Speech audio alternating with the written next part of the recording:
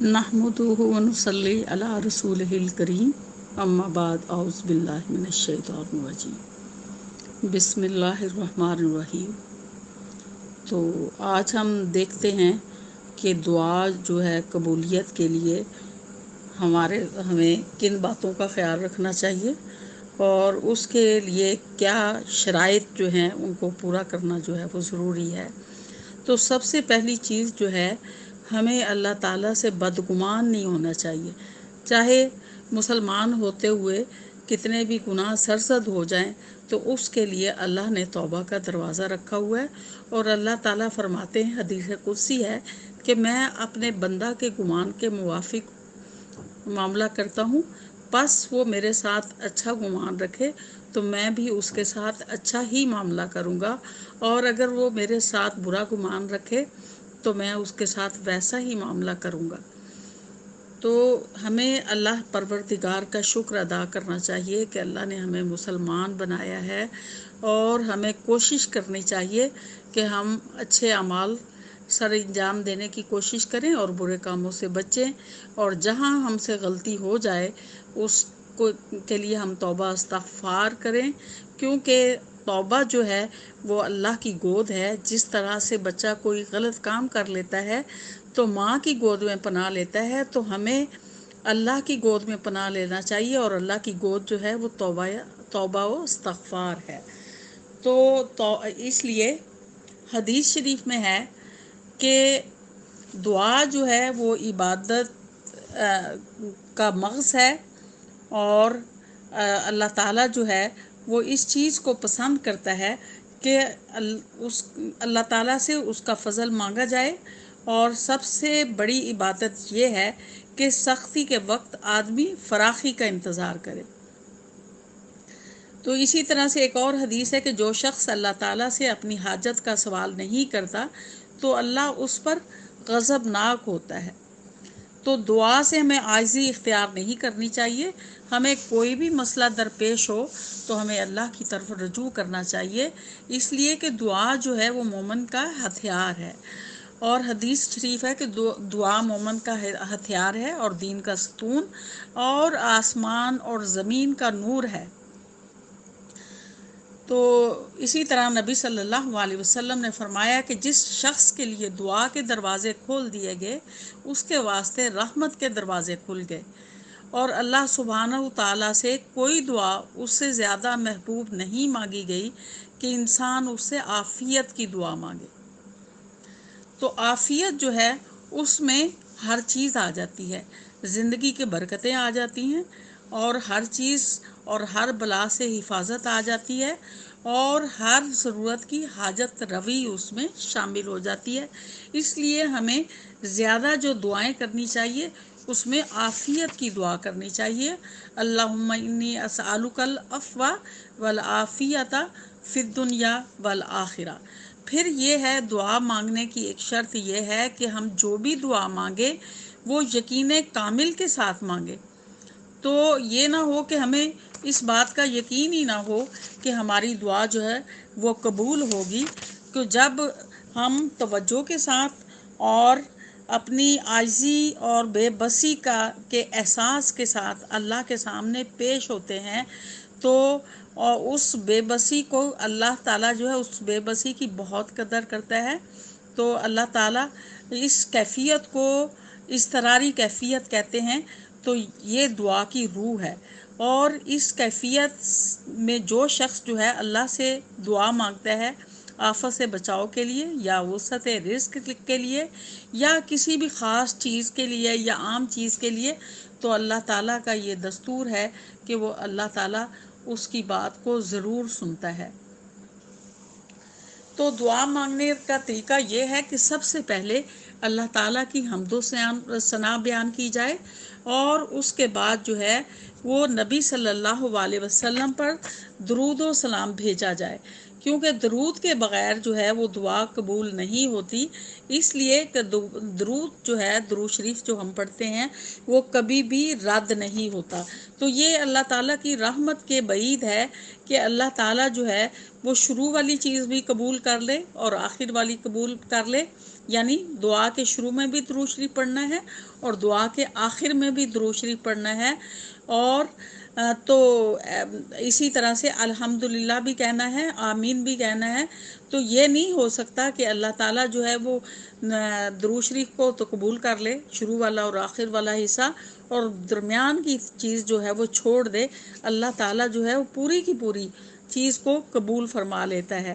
اللہ کے ہاں جو ہے وہ کوئی کسی چیز کی تنگی نہیں ہے، اللہ تعالیٰ کسی چیز سے غافل نہیں ہے، اور اللہ تعالیٰ کے لیے ہم نے اس کی تعریف کرنی ہے، اس سے جو اچھے سے اچھے الفاظ ہیں ان کو یاد کرنا ہے، اس کے وسیلے سے دعا مانگنی ہے۔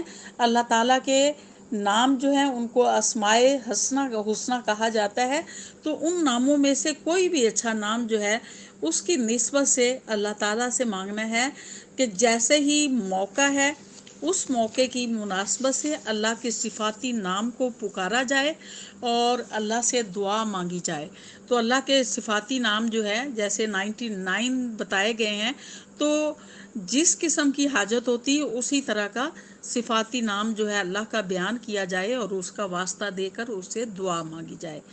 اور اللہ تعالیٰ فرماتے ہیں وقال ربکم ادعونی استجیب لکم، کہ وقال ربکم ادعونی استجیب لکم، کہ اللہ فرماتے ہیں کہ تمہارے رب کا فرمان ہے کہ تم مجھ سے مانگو میں دعا قبول کروں گا۔ یہ قرآنی آیت کا ترجمہ ہے۔ تو مطلب یہ ہے کہ اخلاص کے ساتھ مانگنی ہے اور پختہ یقین کے ساتھ مانگنی ہے، تو اللہ تعالیٰ جو ہے وہ کسی دعا کو رد نہیں کرتا، لیکن اس کے لیے شرط یہ ہے کہ کسی گناہ کے کام کے لیے دعا نہ مانگی جائے اور نہ ہی قطع رحمی کے لیے کوئی دعا مانگی جائے۔ تو اگر اس طرح سے دعا مانگے تو وہ قبول ضرور ہوتی ہے، اور وہ چیز جو ہم مانگے وہ ضرور ملتی ہے، وہ اللہ تعالیٰ اس کو ٹالتا نہیں ہے۔ تو پریشانی کے وقت ہمیشہ اللہ کی طرف رجوع کرنا چاہیے اور اللہ سے سچے دل کے ساتھ اور خلوص کے ساتھ اور پوری توجہ کے ساتھ اور اللہ کے محبت کے ساتھ، اللہ سے محبت کے ساتھ جو ہے وہ مانگا جائے، خشوع و خضوع کے ساتھ، عاجزی اور انکساری کے ساتھ۔ اللہ تعالیٰ فرماتے ہیں ادعوا ربکم تضرعا، کہ اللہ کو گڑ گڑا کر پکارو۔ تو جب اللہ کو ہم گڑ گڑا کر پکاریں گے تو اللہ تعالیٰ ہماری تمام باتوں کو سنتا بھی ہے، ہماری تمام حرکات و سکنات کو دیکھتا بھی ہے، تو ان کو قبول بھی کرتا ہے۔ تو اسی طرح سے ہے کہ اللہ تعالیٰ فرماتے ہیں، یہ قرآنی آیت کا ترجمہ ہے کہ وہ لوگ بھلائیوں کی طرف دوڑتے ہیں اور ہم کو شوق اور ڈر سے پکارتے ہیں، کہ دعاؤں میں اپنے گناہوں کا اقرار کریں اور آئندہ جو ہے وہ ہرگز ایسا نہ کرنے کا ارادہ کریں اور نیک کاموں کا واسطہ دے کر اللہ تعالیٰ سے سوال کریں۔ تو اسی طرح سے پھر دعا کے لیے یہ بھی ہے کہ ہم اچھی طرح سے وضو کریں۔ مستحب طریقہ جو یہ ہے کہ 2 رکعت نفل ادا کریں اور اس کے بعد اللہ تعالیٰ سے اپنی حاجت کو مانگے، تو اللہ تعالیٰ اس دعا کو قبول فرماتا ہے، جس طرح سے حدیث شریف میں ہے کہ جس نے اچھی طرح وضو کیا اور پھر 2 رکعت نماز پڑھی، پھر اپنے رب سے دعا کی، تو اس کی دعا جو ہے وہ دیر و سویر ضرور قبول ہوگی، یعنی جلدی یا دیر سے، یعنی وہ لازمی قبول ہوگی۔ تو اسی طرح سے یہ ہے کہ دعا کے بتا دیا ہے پہلے سے کہ دعا کے لیے ضروری ہے کہ اللہ تعالیٰ کی حمد و ثنا بیان کریں اس کے ناموں کے ساتھ، اور اس کے بعد درود شریف پڑھیں، اور دوسرا یہ ہے کہ 2 رکعت نفل اگر پڑھ لیں تو اس کے بعد اپنی حاجت مانگے تو دعا جو ہے وہ ضرور قبول ہوتی ہے۔ تو یہ مصنون طریقہ ہے، نفل پڑھ کے دعائے حاجت پڑھ کے، نفل جو ہیں وہ حاجت کے پڑھ کے اس سے دعا مانگے۔ تو دعا سے فارغ ہو کر اپنے دونوں ہاتھ جو ہیں وہ اپنے چہرے پر پھیریں۔ تو دعا جو ہے وہ مانگنے میں دوسرا یہ ہے کہ استغفار ہمیں پڑھنی چاہیے، اور دعا جو ہے اس کی قبولیت میں ہمیں جلدی نہیں کرنی چاہیے، کہ دعا جو ہے کہ ہم کہیں کہ فوری قبول ہو جائے۔ نبی صلی اللہ علیہ وسلم فرماتے ہیں کہ تمہاری دعا قبول کی جاتی ہے جب تک جلدی نہ کرو، اور جلدی یہ ہے کہ کہے کہ میں دعا کرتا ہوں قبول نہیں ہوتی، تو یعنی بے صبری کا مظاہرہ نہیں کرنا، بلکہ اس کے لیے انتظار کرنا ہے صبر کے ساتھ۔ تو اللہ تعالیٰ دعاؤں کو رد نہیں کرتا، ان کو قبول ضرور کرتا ہے۔ تو یا ایسا ہوتا ہے کہ کب دعا قبول نہیں ہوتی کہ اگر ہم کسی گناہ کے کام کی دعا کریں، یا کوئی حرام چیز جو ہے وہ اس کا سوال کریں، یا حرام مال کھاتے ہوں، تو ایسی صورت میں دعا قبول نہیں ہوتی۔ تو حدیث شریف ہے کہ بندے کی دعا قبول کی جاتی ہے جب تک کسی گناہ یا قطع رحمی کی دعا نہ کرے۔ اور اس طرح سے بھی دعا نہیں کرنی کہ اللہ تعالیٰ تو چاہے تو قبول کر لے اور چاہے تو نہ قبول کر، بلکہ پورے یقین کے ساتھ اللہ تعالیٰ سے دعا کرنی ہے۔